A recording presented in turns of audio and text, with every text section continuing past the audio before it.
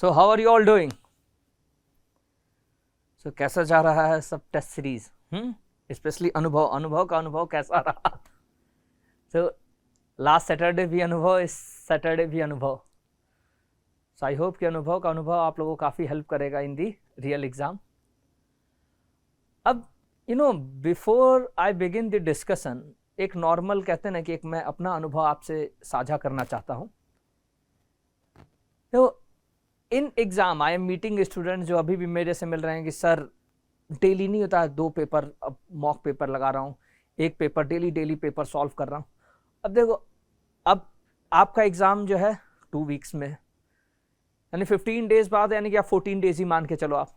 Okay, अब आपके पास इतना कम टाइम बचा है कि अब आप लास्ट टाइम पे, अब ध्यान रखना, अब नए पेपर आप सॉल्व नहीं करने लगते हो, समझे?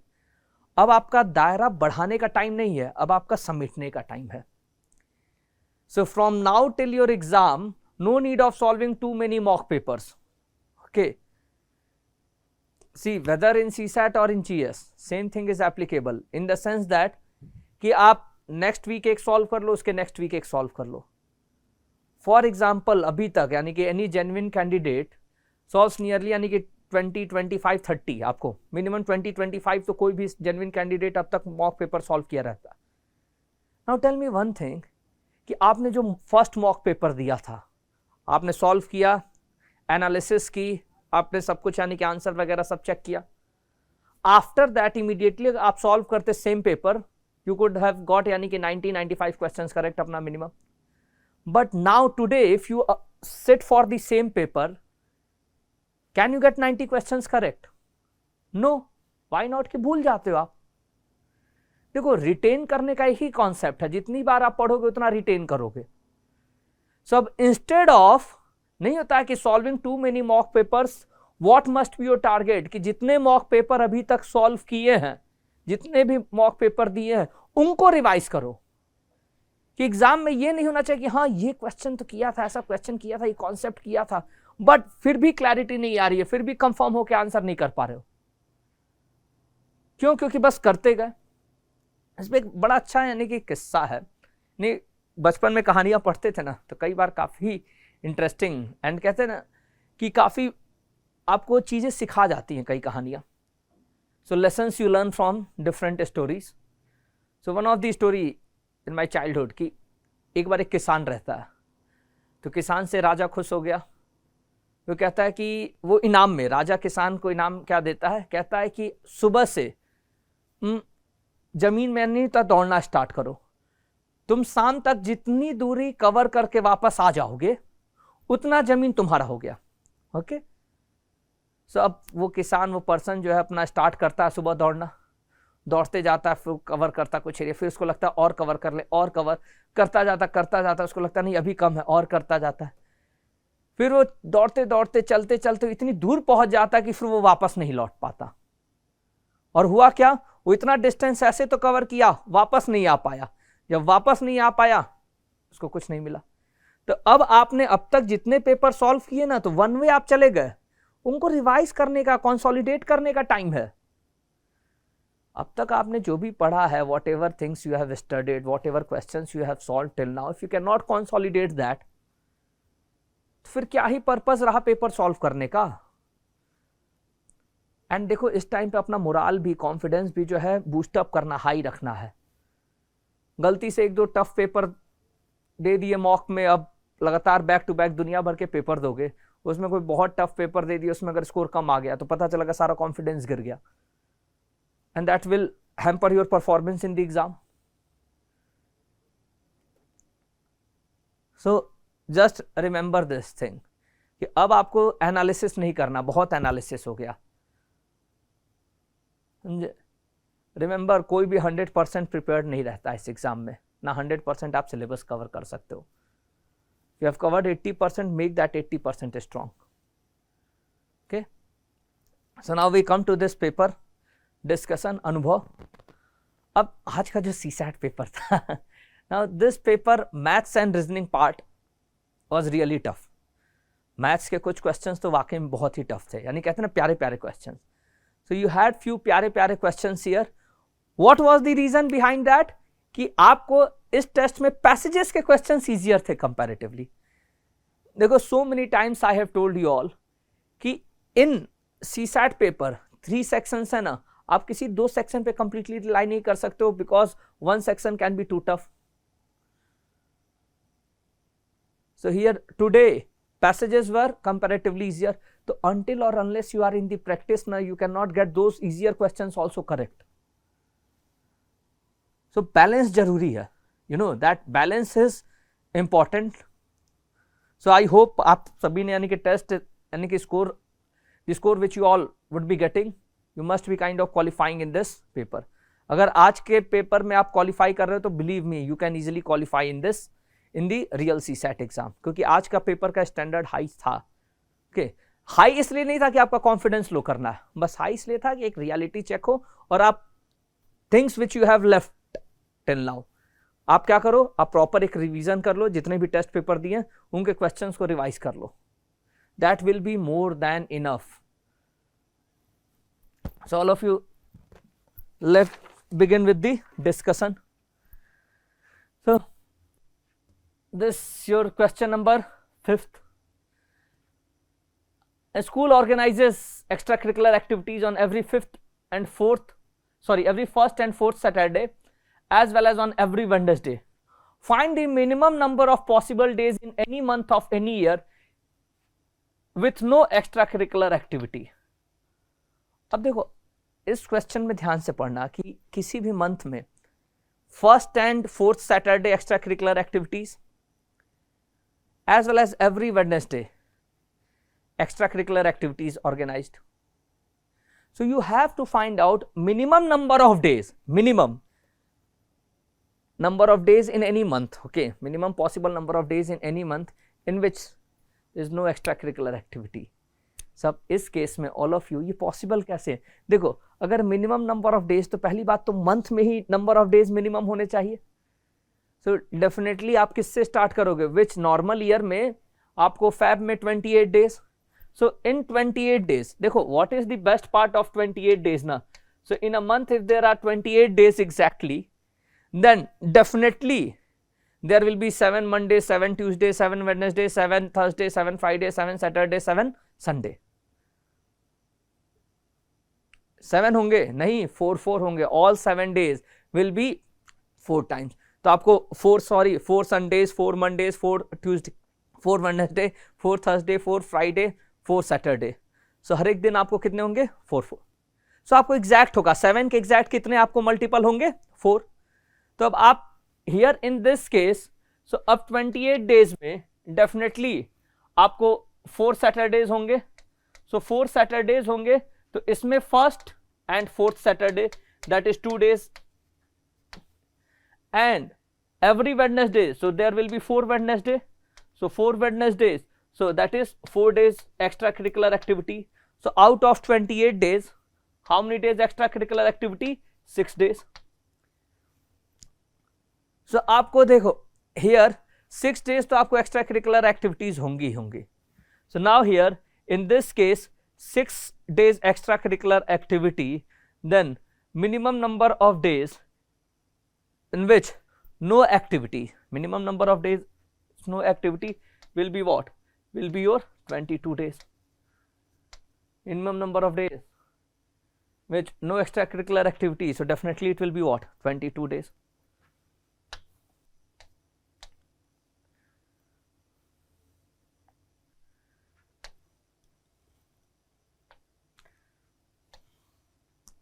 Now come to the next question. Next question given here. 4 candidates A, B, C and D have their interviews scheduled on different days of a week. A appears for the interview before B. D appears after C. A is neither the first nor the last one to give the interview. What is the probability of B being the last one to be interviewed? So all of you here in this case, आप देखो. So 4 candidates हैं तो sequence 4 ही होगा. अब given A appears for the interview before B. So अब ये starting है first है and then this way. So A will be before B. So A is before B. D appears after C. It means C will be there, then D will be there. Now given A is neither the first nor the last one to give the interview. अब A first भी नहीं है, last भी नहीं है, तो A can be at second place और A can be at third place. अब यहाँ पे what can be the total number? अब देखो question क्या है, question है what is the probability of B being the last one to be interviewed. So first of all आप क्या करते हो, A before B and C before D, A not at the corner places. तो अब आपको probability में क्या है, favorable outcomes upon total number of possible outcomes. तो first real challenge क्या है, first real challenge is finding out the total number of possible outcomes, that satisfying these conditions what can be the total number of possible outcomes. तो अब आपको जैसे if A is here, okay, A before B, so A before B and C before D, तो आपको A before B, C before D, ये case हो गया. Now A here only, B is here, C before D, that is the another possibility. Another possibility, A being at this place, these are the only two possibilities. Okay, now A being at this one, this third position, so A before B, so A before B and then C before D, C before D, so this is the only possibility. So now satisfying these conditions there can be only these three sequences. Okay, so A, B, C and D can be scheduled for the interviews only in these three possible sequences. तो अब probability में, now when you have to find out the probability of the event, okay, so now here in this case, so denominator always, all of you what we do, in denominator we always look at the total number of possible outcomes. So 1, 2, 3, 3 possible outcomes hai. Now out of these 3 possible outcomes, what is the probability of B being the last one? So out of these 3, in 2 cases B is what? B is the last one. So आपका क्या हो गया? 2 favorable cases. So 2 by 3. So probability becomes 2 by 3.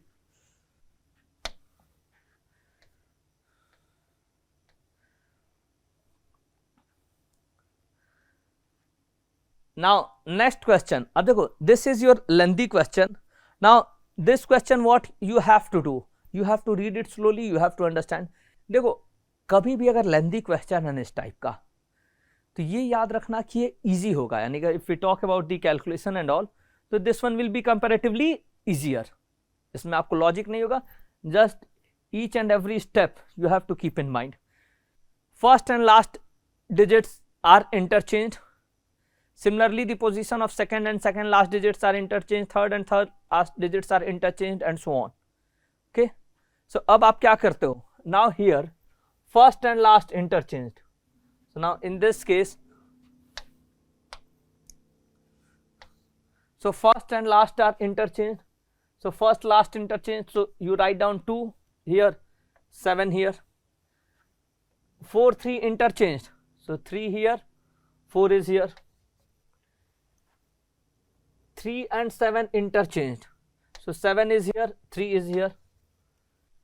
8 and 8 interchanged. So 8 is here, 8 is here. Then 7, 9 interchanged. So 9 is here, 7 is here. 4 and 9 interchanged. So 9 is here, 4 is here. And then 0 remains as it is. 0 remains as it is. So एक बार देखो कभी हमेशा cross check कर लो 1 2 3 4 5 6 7 8 9 10 11 12 13 1 2 3 4 5 6 7 8 9 10 11 12 13. So yes, 2 7 interchange, 3 4 interchange, just 7 you have, 8 you have, 9 you have, 9 you have, then 0. Yes, it's fine. Now read it further. Given now the even digits which are at odd positions are increased by 1. So even digits at odd position, अब odd position क्या होगी, ये first है, third है, fifth, seventh, 9th, 11th, 13th. Now even digits at odd position. So at even digits at odd position, the only even digit at odd position is 2, because as rest, see 0 here we consider neither as even nor odd. Okay, so now here in this case आपको, so 2 is increased by 1, so we take it as 3, so 2 becomes 3, and the odd digits which are at even position are decreased by 1. odd digits at even position, तो अब even position पे, तो ये even position,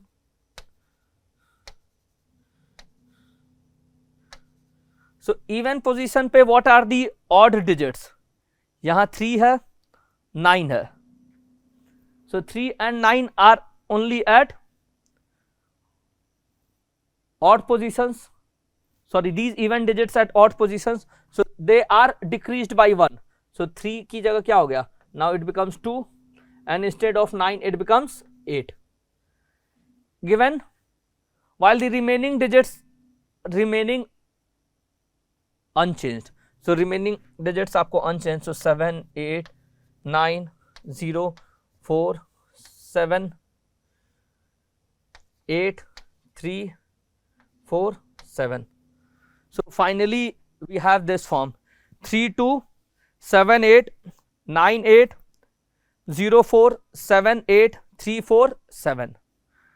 Now we have to check how many digits remain unchanged finally. तो अब finally अब देखो कि कौन कौन से digit, अब किससे कंपेयर करना. Now this one you have to compare with the original. So अब original से कंपेयर करो कि how many digits are there which are at the same position. So now here अब देखो, now all of you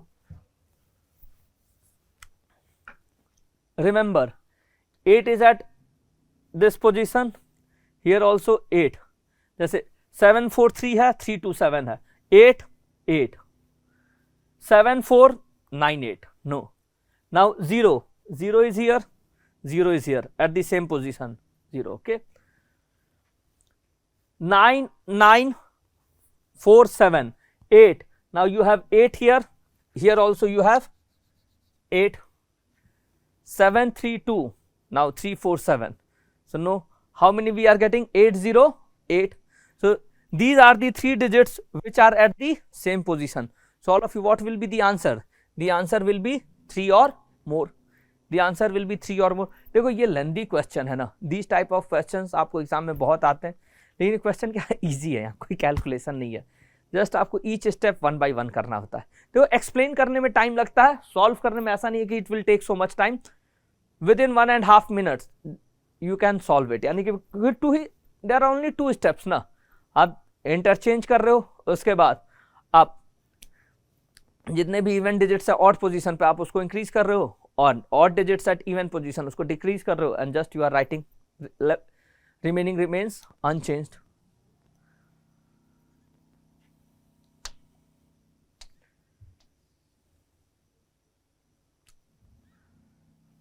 So question number 8 9, even they have variance from, read all the conclusions and decide which the given conclusion. So आपको syllogism, so now here first one given 3 statements, now all cashew are walnut, all walnut are raisins, some raisins are almond. So now all cashew walnut, C W, all walnut raisins, some raisins are almond. अब देखो some raisins are almond, तो अब आप almond ऐसे भी कर सकते हो, and almond आप इससे common भी कर सकते हो. Okay, so you can have common if you want. अब देखो, अब कंक्लूजन में यहाँ सम है ना, तो सम कभी भी चेक करना. देखो टारगेट क्या रहता है सिलॉजिज्म में, try to prove the conclusions wrong. If you can not prove it wrong, तो क्या हो जाएगा, by default it will be correct valid conclusion. अब यहाँ पे इस केस में 2 कंक्लूजन है, सम है. अब सम कंक्लूजन को रॉन्ग प्रूव करने के लिए you try to keep them as far as possible. तो अब ऑलरेडी ये फार वाला ही फिगर है, तो एक फिगर से चेक कर लेते. सम रेजिन्स आर केशव, आपको रेजिन्स हैं and these are, now all of you remember these cases, it will be always within regions, so C will be always within R. So if C will be always within R, then definitely some part of R will be always C. हमेशा याद रखना, always keep in mind all A are B, all B are C. Then definite conclusion क्या होता है, इसका definite conclusion है all A are C and some C are A. तो ये पहला वाला तो डेफिनेट है। सेकंड है सम आलमंड्स आर वॉलनट, तो ये आलमंड यहां पे, वॉलनट यहां पे, both are separate, no common area, it mean second one is wrong. तो अब एक फिगर से रॉन्ग तो wrong, once wrong wrong for ever.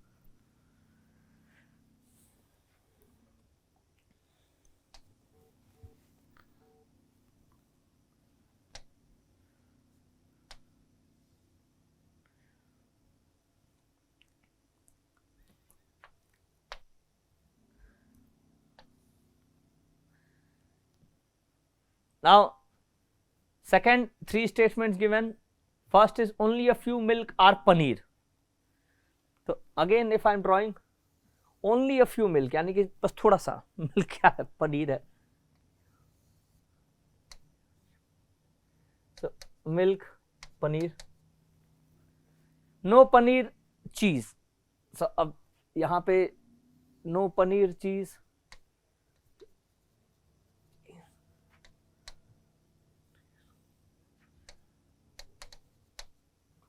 And some cheese are curd. अब यहां पे सम चीज आर कर्ड, ये एक फिगर बना दिया, और इसमें एक और फिगर बना ही लेते हैं। ठीक, मिल्क, पनीर, नो पनीर और चीज, बट यहां पे तो हो सकता है cheese, some cheese are curd, or you can have this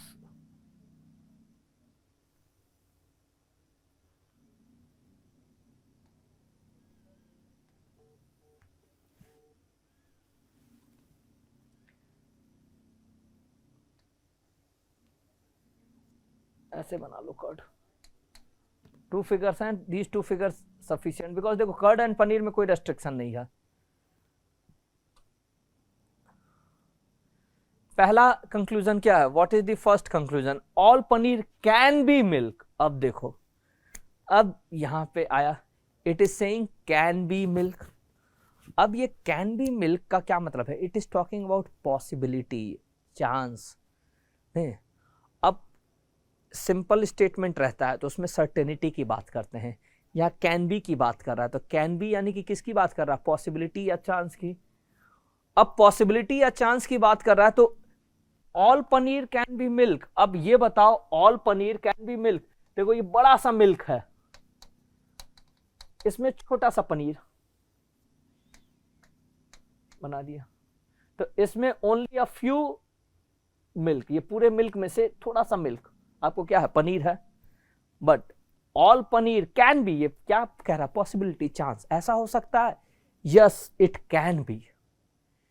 क्योंकि आपको क्या करना है, इंटरप्रिटेशन पे आपको क्या करना है, जस्ट चेक करना है कि can it be one of the possible interpretation. अब यहां सर्टेनिटी नहीं, जस्ट पॉसिबिलिटी, तो can it be, yes it can B.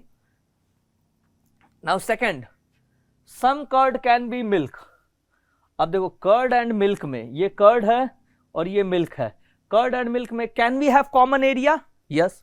अब देखो यहां पे सेपरेट भी था, यहां पे कॉमन भी है, तो अगेन सिंस आपको कंक्लूजन में यूज किया है टर्म कैन बी, यानी किसकी बात कर रहा है, पॉसिबिलिटी की, चांस का। है क्या पॉसिबिलिटी, हाँ है, इट इज पॉसिबल कि कर्ड एंड मिल्क में you can have common area, यानी रेस्ट्रिक्शन नहीं है कि कर्ड एंड मिल्क में कॉमन एरिया नहीं हो सकता, you can not have common area between curd and milk, there is no such restriction. So it is asking can be possibility, yes there is, so second conclusion is also correct। देखो अब याद रखना दोनों में can be है, in both the conclusions there is can be यानी possibility, yes।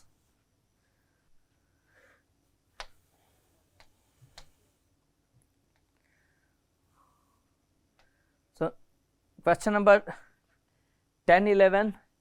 In these questions, certain symbols have been used to indicate relationships between elements as follows. P plus Q means P is not smaller than Q. P dollar Q means this. Some statements followed by some conclusions are given below. Read all and then decide which of the given logically follows. अब देखो, I have question paper, so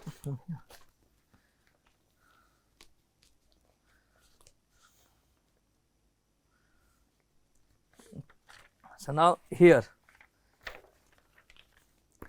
question exclamation A exclamation B means what? A is neither greater than nor equal to B. It means first आपको क्या आ गया? First है A is less than B. B hashtag C. B hashtag C means B is neither greater than nor smaller than C. It means B is equal to C. Then third is C dollar D. C dollar D means C is neither smaller than nor equal to D. That is C is greater than D. Okay. And D plus E. D plus E means D is not smaller than E. So D is what? Greater than or equal to E. So अब आपका ये equation आ गया. अब conclusion. Now here in this case, first conclusion, D dollar B. D dollar B. अब देखो यहाँ पे B is equal to C and C is greater than D. So it means B is also greater than D. ये आपका यहाँ से आया. और D dollar B means what? D dollar B means D is neither smaller than nor equal to D. It means D is greater than B. No, B is greater than D. Here you are getting D dollar B means what? D is greater than B. So this one is wrong. A C में आ जाओ. A less than B equals to C. So A less than B equals to C. So A less than B equals to C means what? B is equal to C. So इसका क्या आ जाएगा? A is less than C. And A exclamation mark C. So A exclamation mark C means A is neither greater than nor equal to C. It means A is less than C. Yes, A is less than C. So this one is correct. Third, C and E. C is greater than D. D is greater than or equal to E. So it means from here we can conclude C is greater than E. And C plus E means what?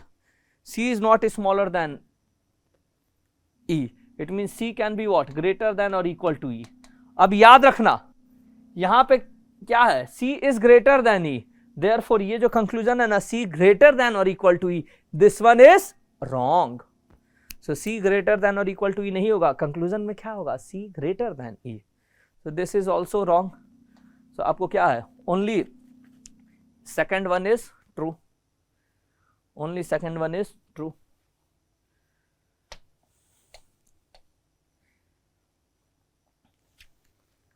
Now next one, J dollar N. So all of you,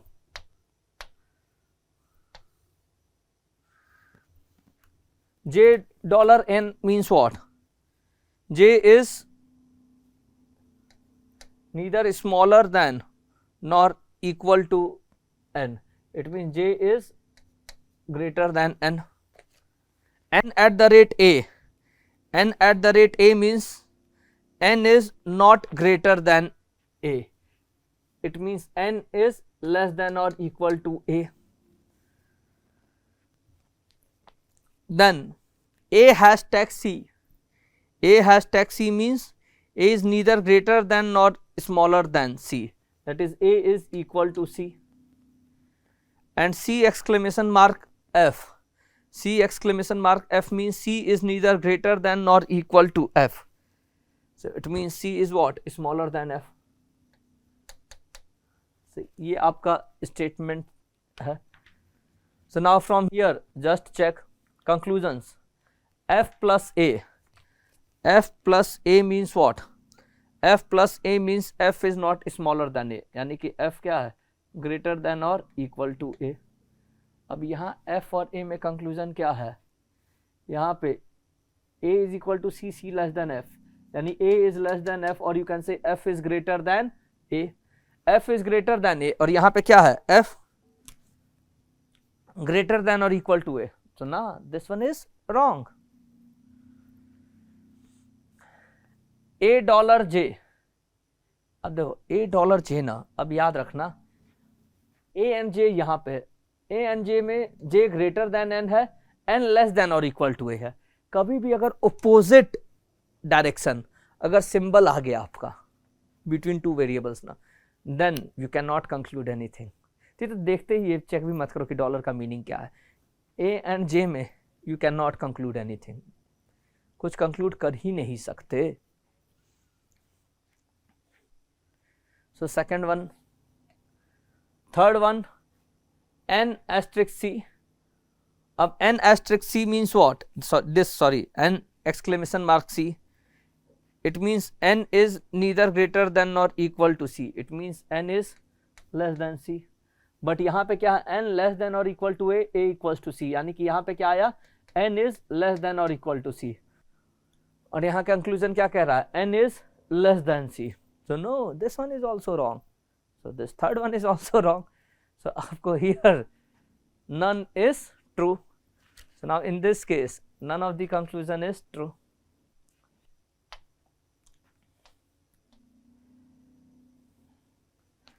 Now all of you, next question, next question. Now read the next one. Cut for a minute. Cut.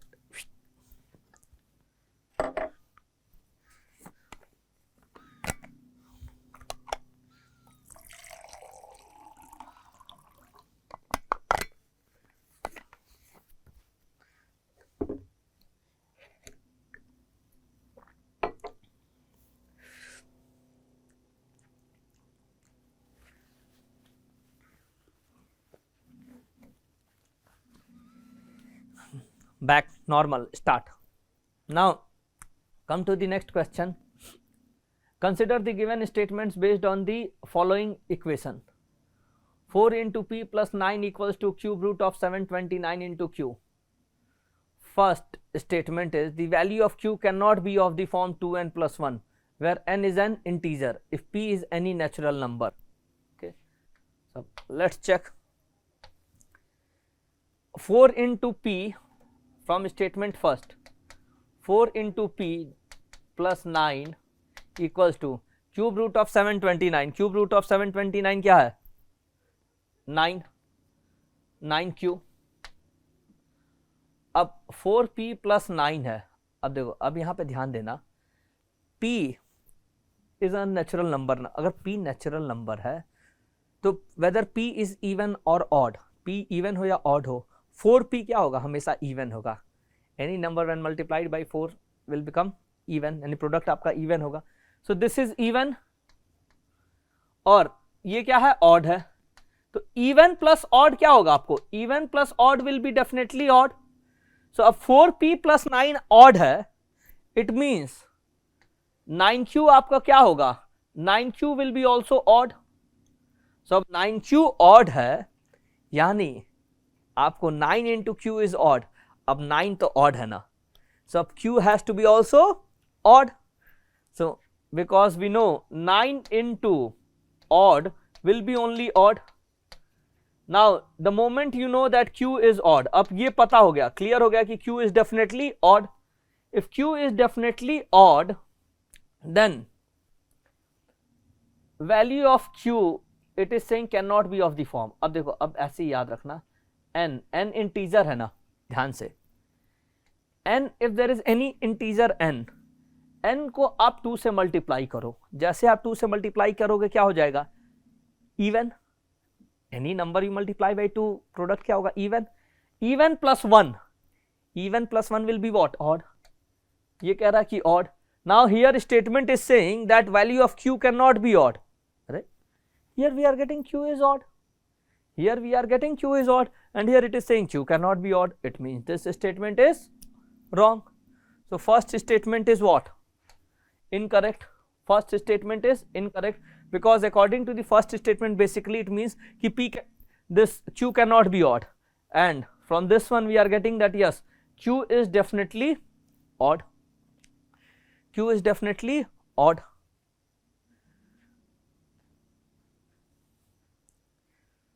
So first statement is wrong.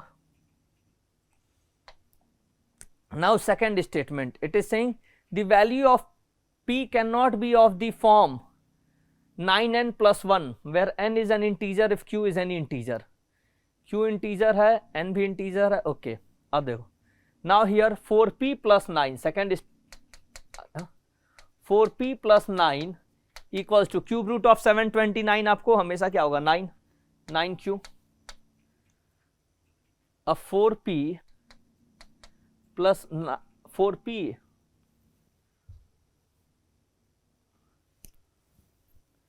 equals to 9q minus 9. Now here in this case 4p equals to 9q minus 9 now. So now it means देखो 9 into q, अब ध्यान से 9 into q क्या होगा, 9 into q will be definitely divisible by 9. okay, 9 into q will be definitely divisible by 9. अब 9 into q ये जो number है ना 9 से डिविजिबल है. अब इसमें आप 9 सब्ट्रैक्ट करो या फिर ऐड करो, आपको जो भी नंबर आएगा वो डेफिनेटली क्या होगा 9 से डिविजिबल होगा. सो 9q will be divisible by 9 and 9q minus 9 will be also definitely divisible by 9. तब यहां ध्यान देना कि ये 9q minus 9 क्या है, आपको ये divisible by 9 है. अब ये divisible by 9 है, इट मीन्स ये क्या होगा, आपको 9 का मल्टीपल होगा. divisible by 9 मीन्स व्हाट, 9 का मल्टीपल, यानी इसको हम क्या लिख सकते हैं, we can write this one as 9n, 9 into any number n as an integer, क्योंकि अगर मल्टीपल है, अगर 6 देखो 2 का मल्टीपल है तो 6 can be write it as 2 into 3 और नॉट, वैसे ही है. So 4p equals to 9n. अब यहां पे याद रखना, अब ये 4 क्या है, आपको 9 से डिविजिबल नहीं है ना, तो डेफिनेटली p क्या होगा, आपको 9 का मल्टीपल होगा. It means definitely p will be what, multiple of 9. अब p अगर मल्टीपल ऑफ 9 है, it means p will be definitely in the form 9x.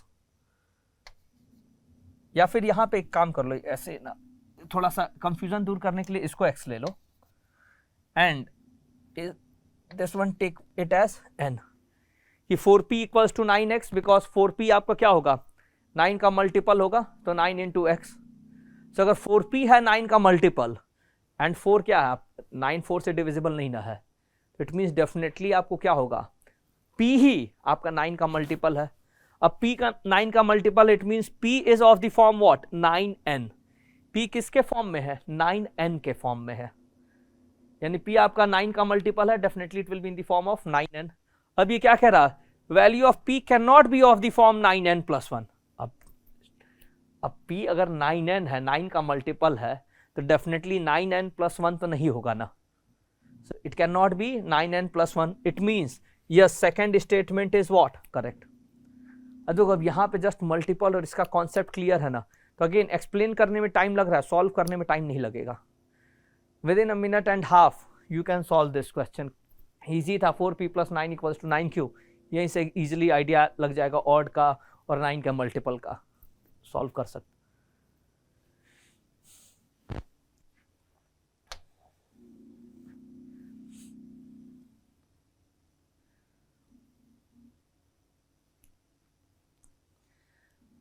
Next, given a square is drawn inside a circle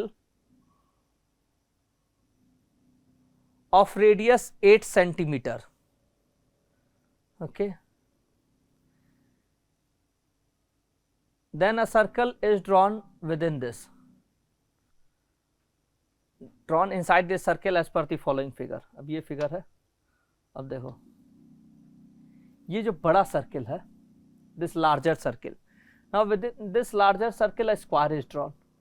Now if a square is touching the circumference, then definitely this diagonal of the square will be what? The diameter of the circle.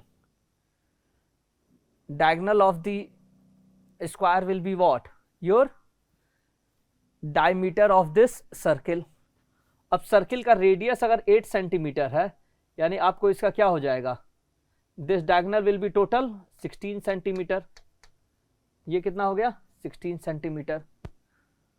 Now this one is 16 centimetre. Now all of you, if this one is 16 centimeter, then in this case what will be the area of, because we have to find out how many times the area of larger square is to the area of the smaller square. So larger square है तो larger square का देखो area of square हमेशा याद रखना. एक area of square का formula क्या होता है? a square. अगर साइड a है तो a square. ऐसे एक और फॉर्मूला होता है d square by 2. Area of square is what? Is equal to d square by 2.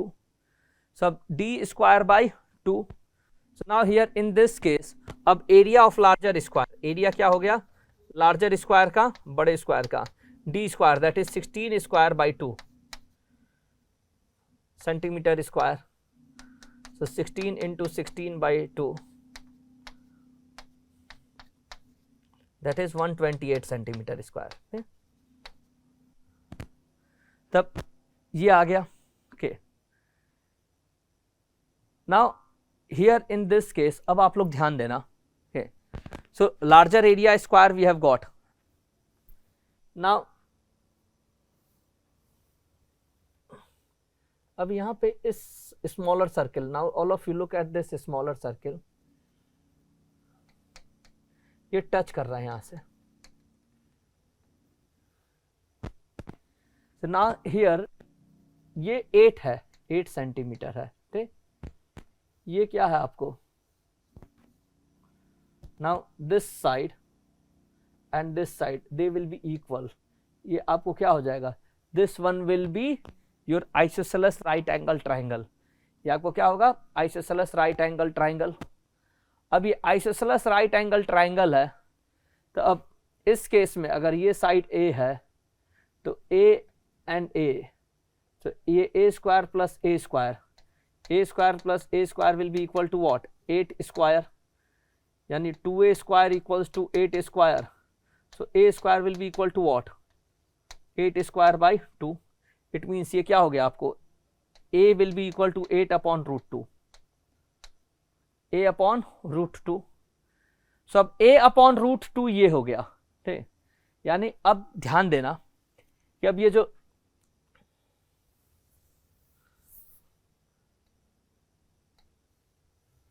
ये साइड क्या हो गया? ये साइड हो गया a by root 2.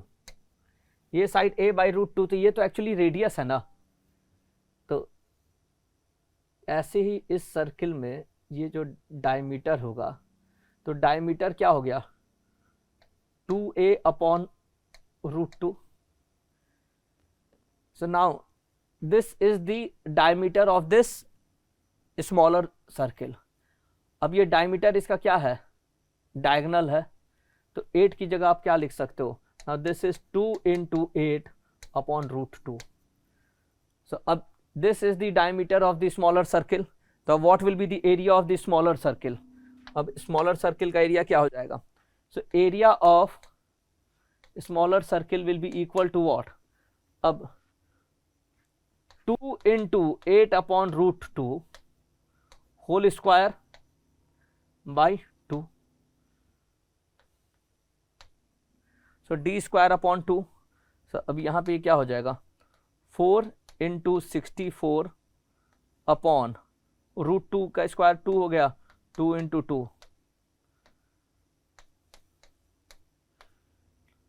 So this is coming 64 centimeter square. So smaller का 64 centimeter square, larger का 128 centimeter square.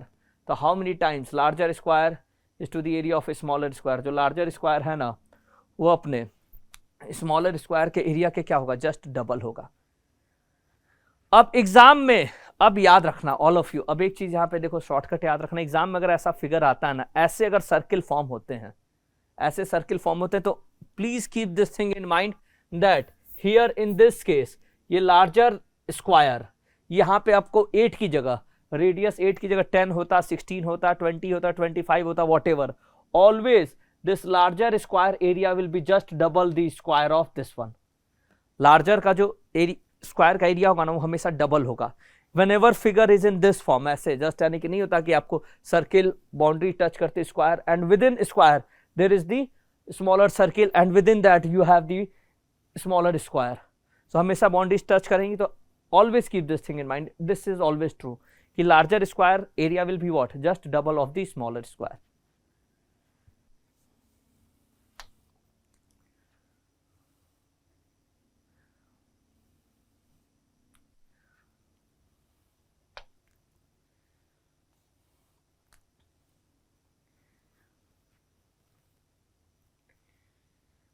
Next question given, a book contains 300 pages numbered 1 to 300.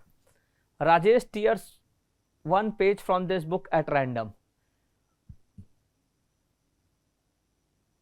What is the probability that he tears a page whose page number does not contain different digits? तो अब all of you, अब इस case में अब क्या है, अब इस केस में डिनोमिनेटर में, now all of you in denominator what you will have, in denominator you will have the what, total number of possible outcomes.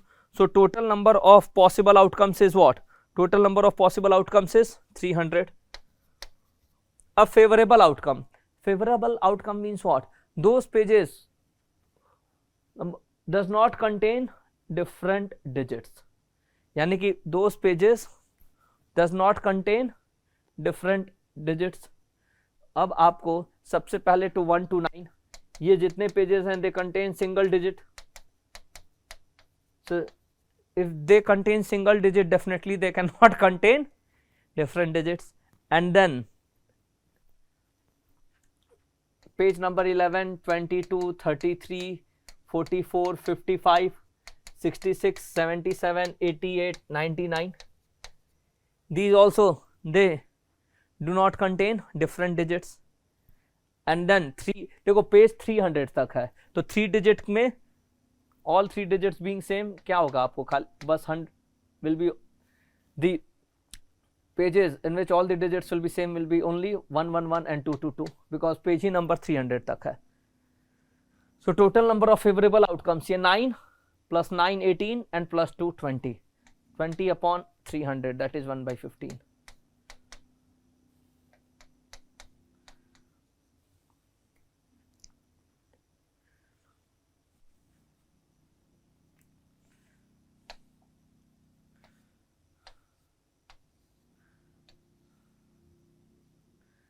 Now study the following information carefully and answer the questions given below. ये भी प्यारा question है. Okay. So now given here there are 8 persons named A, B, C, D, E, F, G and H sitting around a circular table. 4 of them are facing inward and 4 of them are facing outward. B sits fourth to the left of E who faces outside. D sits between A and H. A sits third to the right of B and second to the left of H. G sits fourth to the right of A and faces outward. C is exactly opposite to H and faces inward.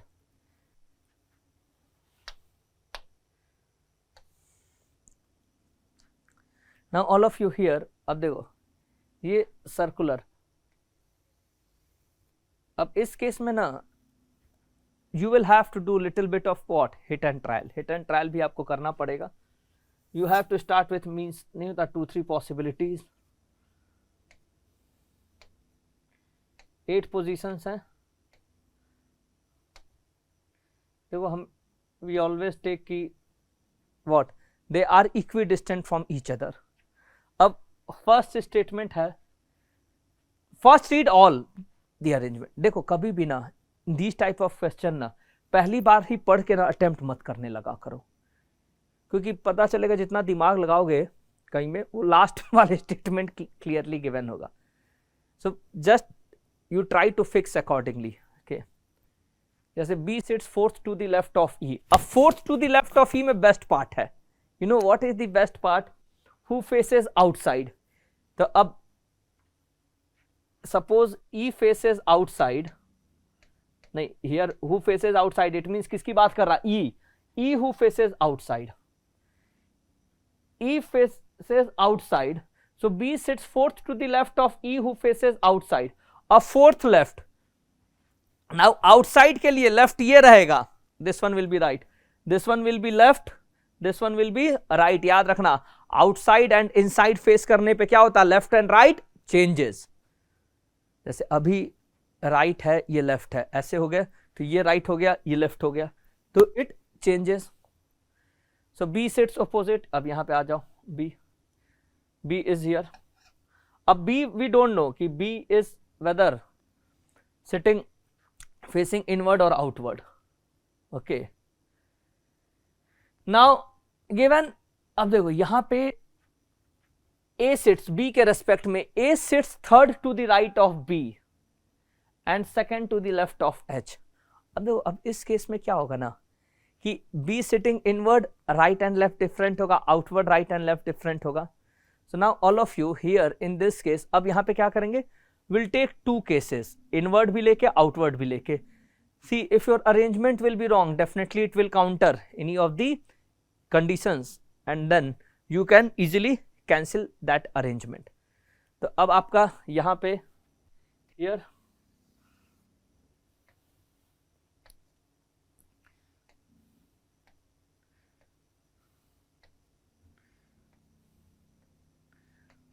B and E is facing outward. E is facing outward. Okay. A sits third to the right of B. अब suppose इसमें क्या कर रहा है? B को outward ले रहा है. B is facing outward. तो आउटवर्ड में A sits third to the right of B, यानी A sits third to the right, यानी A यहाँ पे आ गया. Okay. If अब सेकेंड वन में क्या कर रहे हैं? B we are taking as inward. अब B इनवर्ड लिया, तो अब इनवर्ड में तो ये राइट हो गया. So now this one will be right, so A will be here. Okay. Now given D sits between A and H. अब देखो D sits between A and H, तो अब इधर तो now this side you have E, so अब D sits between A and H, so now in this arrangement यही possibility रह गई. D sits between A and H, and here D sits between A and H, so D sits between A and H. Okay. So now all of you, B sits fourth to the left of E who faces outside. Okay. D sits between A and H. D sits between A and H. Now given A sits third to the right of B and second to the left of H. Now here in this case,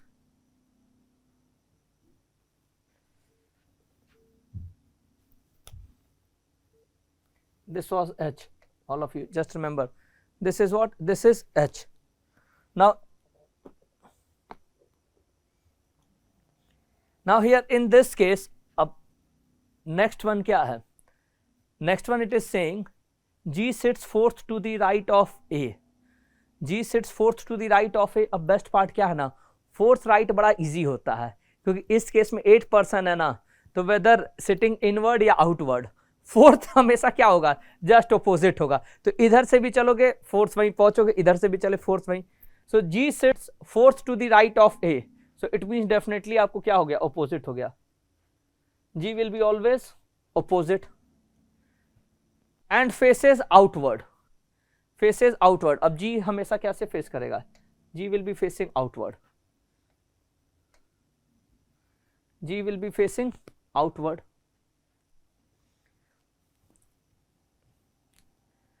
Now given person sitting beside B face in opposite direction to each other. So beside B opposite direction, यानी G is sitting outward, तो H क्या होगा? H inward. यहां पे भी H क्या हो गया? H is inward.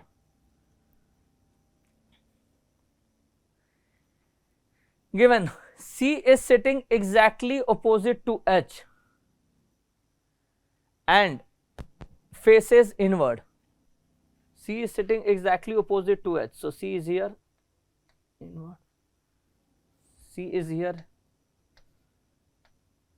inward.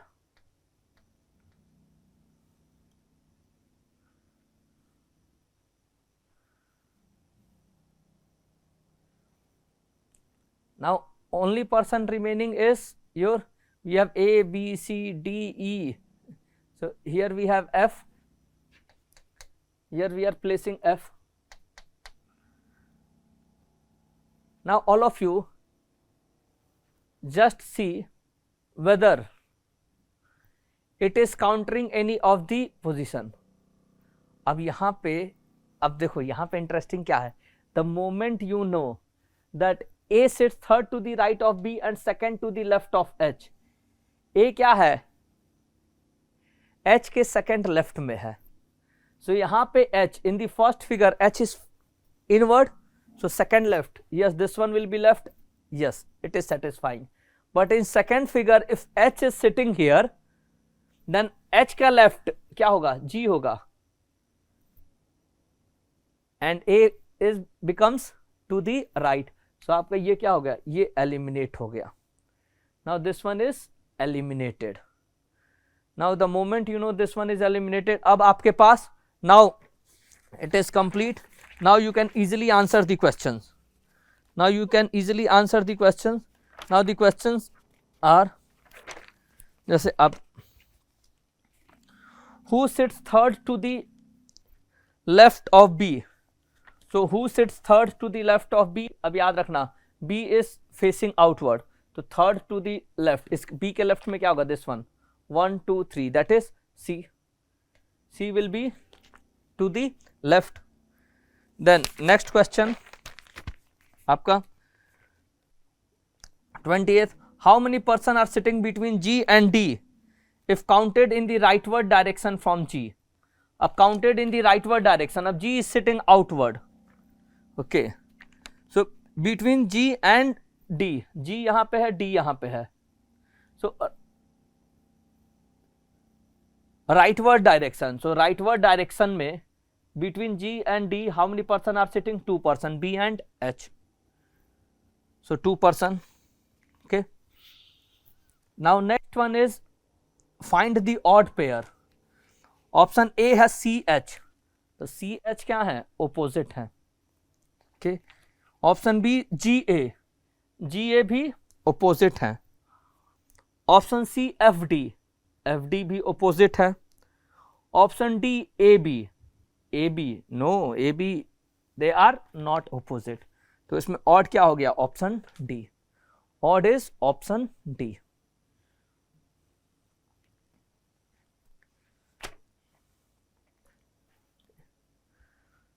अब देखो इसमें इन टाइप के क्वेश्चन में ना हमेशा बेस्ट अप्रोच यही रहता है कि immediately instead of applying too much logic ना, टू अरेंजमेंट, जैसे लेफ्ट एंड राइट क्लियर नहीं है ना, तो एक साइड लेफ्ट एक साइड राइट लेके इनवर्ड आउटवर्ड के अकॉर्डिंग जस्ट स्टार्ट कर दो.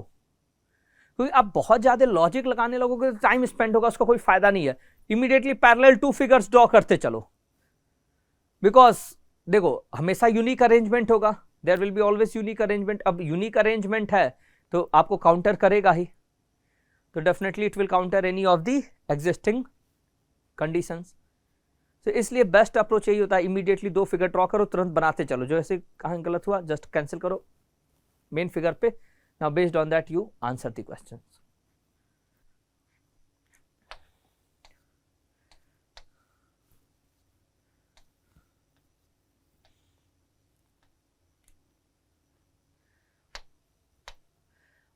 Now this first question, this is kind of bit of calculation based question.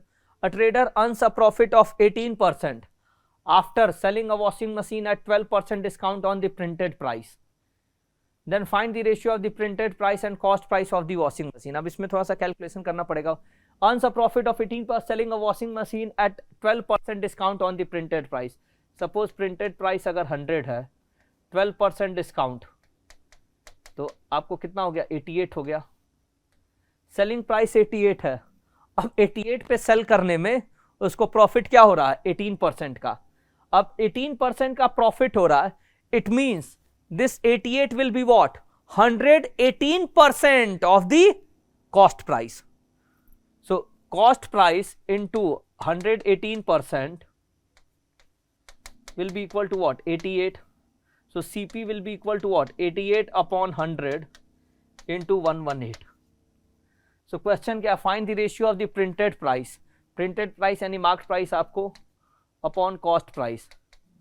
तो marked 100 है upon 88 into 118 और ये भी 100 ऊपर गया. So now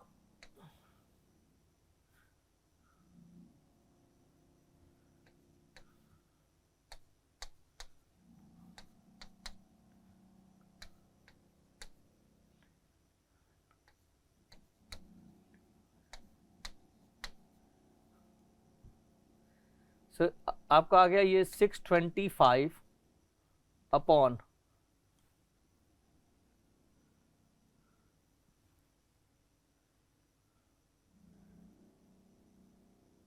59 into 11.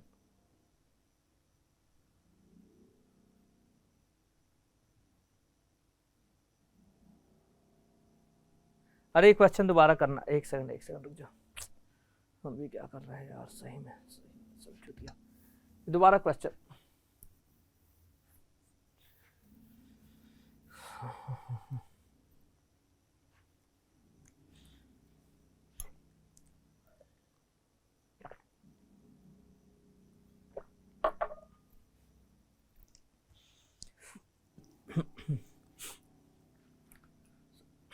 All of you come to the next question given. A trader earns a profit of 18% after selling a washing machine at 12% discount on the printed price. Then find the ratio of the printed price and cost price of the washing machine. तब suppose marked price आपका 100 है, इस पे 12% discount, 12% discount, तो selling price क्या हो गया? Selling price becomes 100 minus 12% of 100, that is 12, 88. Now still he is making profit of 18%, यानी SP equals to what?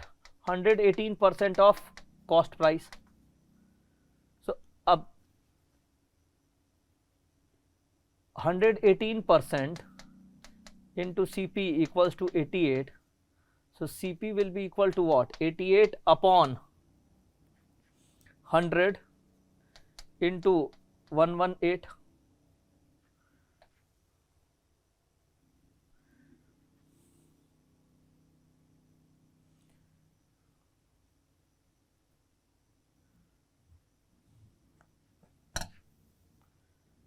$88 into 100.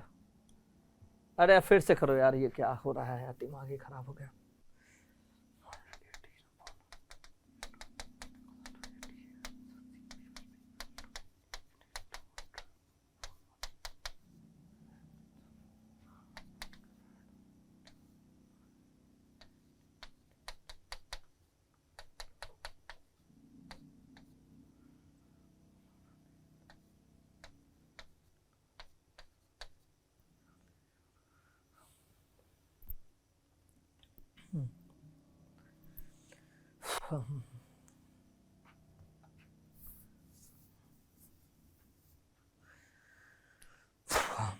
फिर से अभी starting.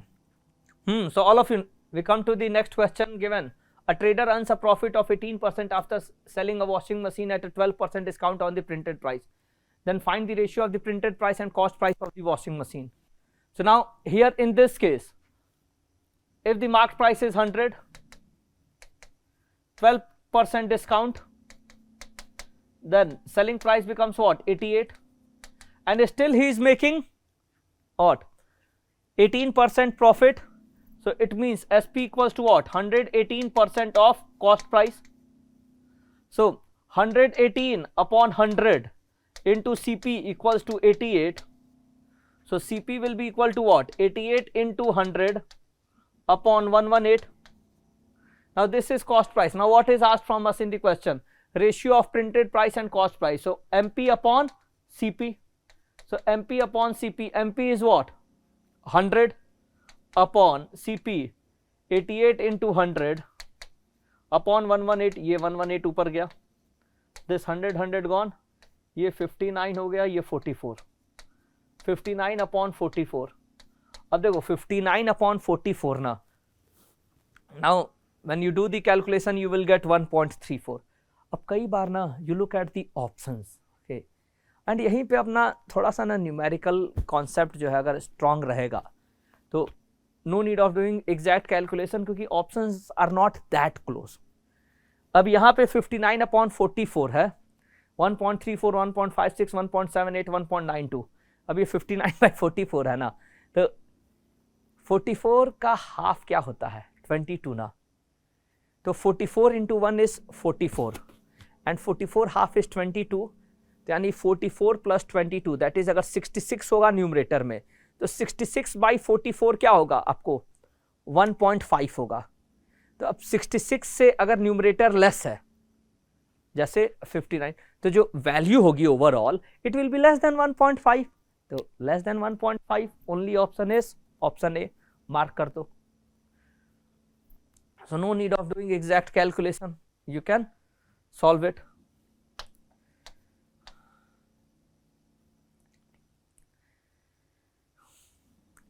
Now this one is little lengthy question, okay.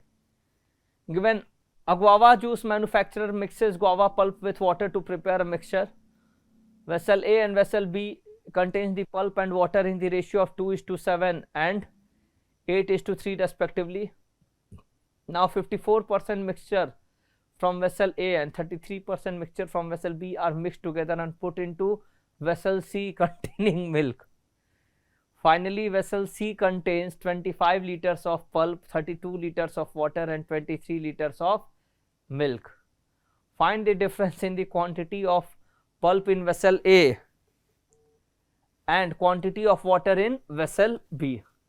अब इस केस में ना, now here in this question there is no shortcut. अब इस क्वेश्चन में आपका कोई शॉर्टकट नहीं है।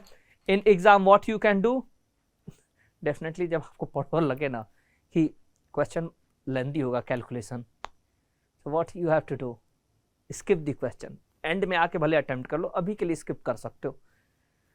so अभी के लिए आप स्किप कर सकते हो ये क्वेश्चन। देखो पहले भी कहा मैंने, सीसैट में सबसे इंपॉर्टेंट क्या है, सबसे इंपॉर्टेंट ये है कि हमेशा याद रखो हर क्वेश्चन अटेम्प्ट नहीं करना, कुछ क्वेश्चन छोड़ने भी है। ठीक, आपको यूपीएससी में भी जैसे आप एग्जाम में बैठोगे ना, आपको कुछ क्वेश्चन ऐसे मिलेंगे, तो अब अटेम्प्ट मत करने लगना, वहाँ पे अपने आप को चैंपियन मत बनना, लीव द क्वेश्चन। आपको है हमेशा लेवरेज है, लिबर्टी है, आप 20, 25 क्वेश्चन, 30 क्वेश्चन तक भी यू कैन लीव। तो ऐसा क्वेश्चन पढ़ा बहुत सारे, यानी कि 3 वेरिएबल है, आपको वाटर है, पल्प है, देन मिल्क भी है, मिक्सचर है, तो डेफिनेटली ये लेंदी होगा, इसमें देयर इज नो शॉर्टकट। अब वेसल ए में 2:7 रेशियो है, ओके, पल्प एंड वाटर का, एंड यहाँ पे pulp is to water, pulp is to water, ये रेशियो, ये क्वांटिटी आप यहाँ पे मान लो कि x है, टोटल क्वांटिटी x है, यहाँ पे you assume the total quantity is y। So अब 54%, 54% का मतलब क्या होता है, 54% is of x, so because you are taking 54% mixture from vessel, यानी कि टोटल वेसल में x क्वांटिटी थी, उसमें से आप 54% ही बाहर निकाल रहे हो।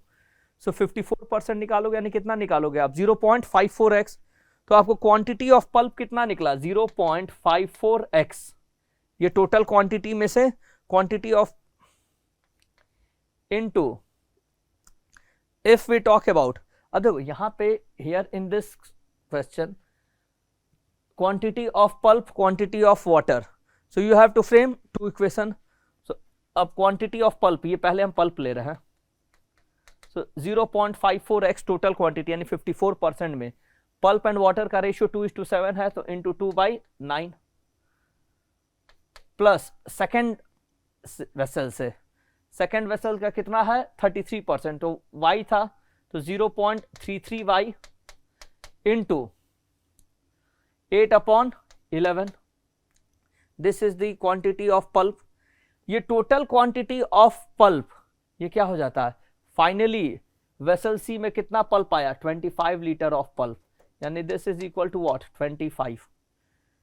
सिमिलरली वाटर, सो वाटर आपको क्या आ गया क्वांटिटी, वाटर की क्वांटिटी आ गई 0.54x into 7/9 plus 0.33y into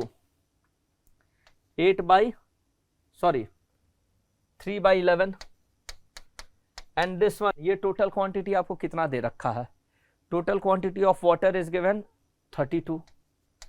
अरे ये ऐसा नहीं कि अब इतना भी टफ है, ये 0.06 हो गया, यहाँ पे भी ये 0.06 हो गया, ओके यहाँ पे ये 0.03 हो गया, ये भी 0.03 हो गया.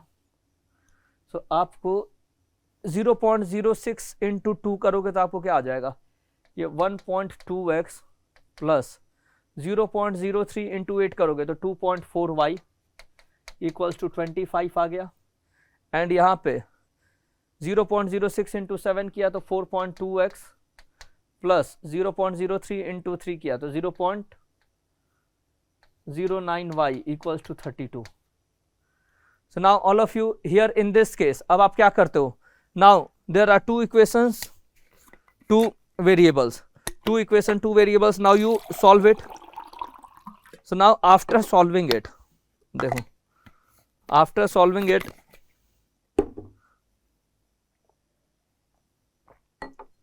you get the value of x as 60.33 and y as 74. तो इसको सॉल्व करोगे तो x की वैल्यू आ गई 60.33 एंड y की वैल्यू आ गई 74. अब क्वेश्चन पे आओ, find the difference in the quantity of pulp in vessel A. Vessel A में पल्प की क्वांटिटी कितनी थी, पल्प की quantity in vessel A, pulp की quantity in vessel A 2/9 into 60.33 और and quantity of water in vessel B, quantity of water in vessel B ये क्या है, quantity of water 3/11 into 74. Okay, so all of you solve it. So the first one you get 7.24 and second one you get 0.66. 7.24 and 0.66. Now this difference when you calculate, so all of you, this difference you get how much, 0.58 liter. So 7.24 and 0.6. So देखो this question is lengthy. इसमें अब देखो इस question में ना कोई shortcut नहीं है, यूनिवर्सल शॉर्टकट है बस. यूनिवर्सल शॉर्टकट क्या, क्वेश्चन देखो इमीडिएटली लीव द क्वेश्चन, पढ़ते ही समझ में आ गया, इतने वेरिएबल इतना सब कुछ, तो लीव कर दो सामने. फिर भी अगर मन है सॉल्व करने का तो this is the way you can solve it. इसमें डायरेक्ट शॉर्टकट है ही नहीं कोई ऐसा. Next question number 24. So now question number 24 given 80 students participated in a quiz competition out of which 24 failed. A merit list of remaining students was prepared in which Anjali's rank is 37th from bottom. What was her rank from the? अब 80 students थे जिसमें 24 fail कर गए, यानी merit list कितने में तैयार हुई, because merit list remaining students में तैयार हुई 56. अब 56 में स्टूडेंट में 56 स्टूडेंट में अंजलि के रैंक 56 स्टूडेंट ऐसे हैं, इसमें Anjali's rank from bottom is what 37th. So top say what will be her rank, so her rank will be what, you know, if the rank from bottom is given and you know the total number, so her rank from top will be here 56 plus 1 minus 37. So 56 plus 1 minus 37, that is 57 minus 37, 20.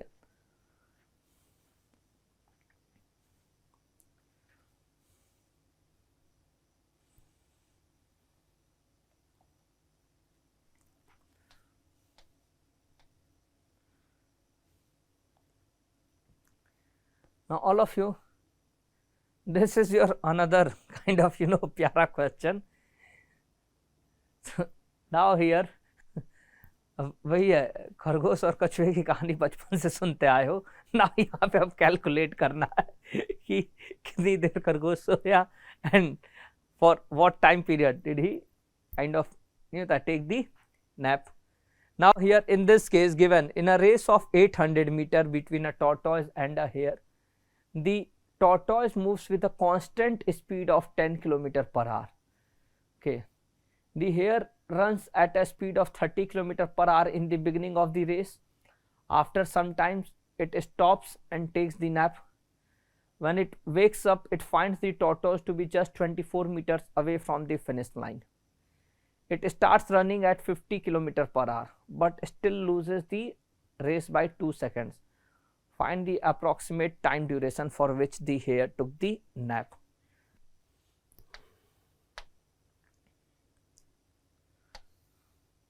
अब देखो, अब इस case में यानी कि अब समझो कि सपोज 800 मीटर का ये ट्रैक है. ओके, इसमें both are starting, hare and the tortoise both are starting in the same direction. Hare is starting at the speed of 30 km per hour and this one is starting, tortoise, at the speed of 10 km per hour. Okay, after some time थोड़ा सा आगे पहुंचा here, now it starts taking nap. नहीं होता यहाँ पे, suppose ये nap ले रहा है. Okay, so H is taking nap. So now H is taking the nap. सब अगर सो ही गए तो जो सोया वो खोया जागा वो पाया. So now here in this case, now H is resting. अब tortoise क्या है? Tortoise just continues. Now tortoise continues. So tortoise आगे चलता गया. अब अचानक now this here it sees, okay, sees that this tortoise is just 24 meters behind. Tortoise कहाँ है? Just 24 meters behind है. Okay, अब ये 24 meters behind है, ये देखा. Okay, and now this here अब definitely अपना speed क्या किया और increase कर दिया. Now it started at the speed of, नहीं होता कि आपको 50 km per hour, क्या किया, 50 km per hour की स्पीड से स्टार्ट किया. कि 50 km per hour की स्पीड से स्टार्ट किया to reach, but still what happened, आपको still tortoise wins this race by what time, 2 seconds. So still जो है tortoise wins this race by 2 seconds. अब इस क्वेश्चन में now you have to frame the total equation. Now you have to frame the equation. How can you frame the equation now? अब देखो, each step one by one, all of you be very attentive. Okay, now यहाँ पे क्या है कि देखो, अब speed, जितनी भी स्पीड है ना उसको कन्वर्ट कर लो 10 kilometre per our. So 10 kilometre per our, तो 10 किलोमीटर पर आवर आपको क्या हो गया, 10 किलोमीटर पर आवर स्पीड को it is 10 into 5/18 metre per second, that is 25/9 metre per second. Similarly ये जो 30 किलोमीटर पर आवर है, 30 किलोमीटर पर आवर आपको क्या हो जाएगा, इट विल बी इंटू 3 कर दो, यानी कि 75/9 मीटर पर सेकेंड. जस्ट ये किनारे नहीं होता, in the side what I am doing, I am just rolling 75/9 metre per second. And then जब 50 किलोमीटर पर आवर होगा तो 50 kilometre per hour is what, 125/9 metre per second. अब now here in this case, अब suppose ये distance यहां से यहां तक, ये डिस्टेंस मान लो x मीटर, सपोज कि x मीटर तक हेयर रन किया proper. Okay, so x metre तक हेयर रन किया, किस स्पीड से रन किया था, 30 किलोमीटर पर आवर, यानी कि 75/9 मीटर पर सेकेंड के स्पीड से. अब इस स्पीड से रन किया तो अब हेयर को कितना टाइम लगा होगा यहां to cover that x metre. So time of hare one, that is, यानी कि जो पहला टाइम है, it is distance upon speed, that is 75/9, that is 9x upon 75 seconds. So this much time who took, this here took. And to cover the same distance, अब यहां पे ध्यान देना, to cover the same distance, अब आपको क्या हुआ, to cover the same distance, now tortoise will take what time, यानी इस x मीटर को कवर करने में टॉर्टोइज कितना टाइम लेगा, सो टॉर्टोइज का टाइम tt1, सो डिस्टेंस है same x upon 25/9, so upon 25 तो ऊपर चला गया, that is 9, so 9x upon 25 seconds, 9x upon 25 second, so that is here. अब देखो, now here in this case, या फिर इसको हटा दो, leave it, no need of finding out the in what time. अब let's find out कि in this much time, इतने टाइम में कितना डिस्टेंस कवर किया होगा. अब देखो, अब सिंपल क्या है कि इसकी स्पीड जो है, इसकी स्पीड क्या थी, आपको 1/3 थी, तो 1/3 की स्पीड, तो डिस्टेंस जो है आपको, distance tortoise, what distance it would have covered, x upon 3, आपको x/3 it would have covered distance, and to cover this much distance x/3. So now here in the same time when the hair covers x meter, distance covered by tortoise is x/3 meter. Okay.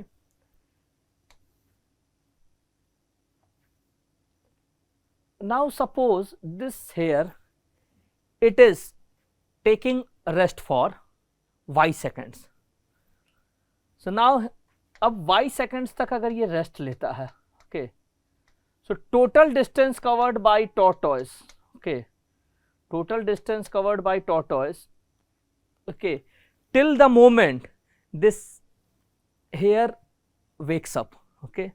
तो पहले कितना distance cover किया था वो, x/3. In the meantime when hair covered x meter, this tortoise covered x/3 plus y seconds में the time period for which this hair took the nap, for this much time the tortoise was still moving at the speed of what, 25/9 meter per second. So y into 25/9, this is the total distance covered, यानी कि ये x/3 plus यहां से लेके यहां तक this distance, अब मानो ये टोटल x है तो ये अराउंड x/3 हुआ, तो ये x/3 प्लस यहां से यहां तक, this much distance is y into 25/9. अब ये किसके बराबर होगा, ये एंटायर डिस्टेंस है 800 मीटर, 800 मीटर में से क्या है 24 metre less, that is 776. so x/3 plus 25y/9, x/3 plus 25y/9 equals to 776. this is your first equation. ये आपका क्या हो गया, पहला इक्वेशन. देखो अब x and y, here we have two variables, so one equation we have got x/3 plus 25y/9 equals to 776. और या फिर इसको आप अच्छे से आप ऐसे लिख सकते हो, that it becomes 3x plus 25y equals to 776 into 9. this is your one. Okay, now all of you,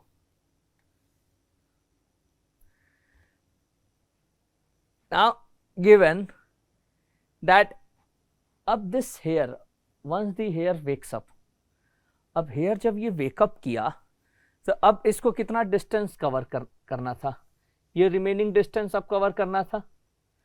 now this remaining distance, this hair would have covered at what speed, कितने स्पीड से, it would have covered at the speed of 50 kilometre per our, यानी कि 125/9 metre per second.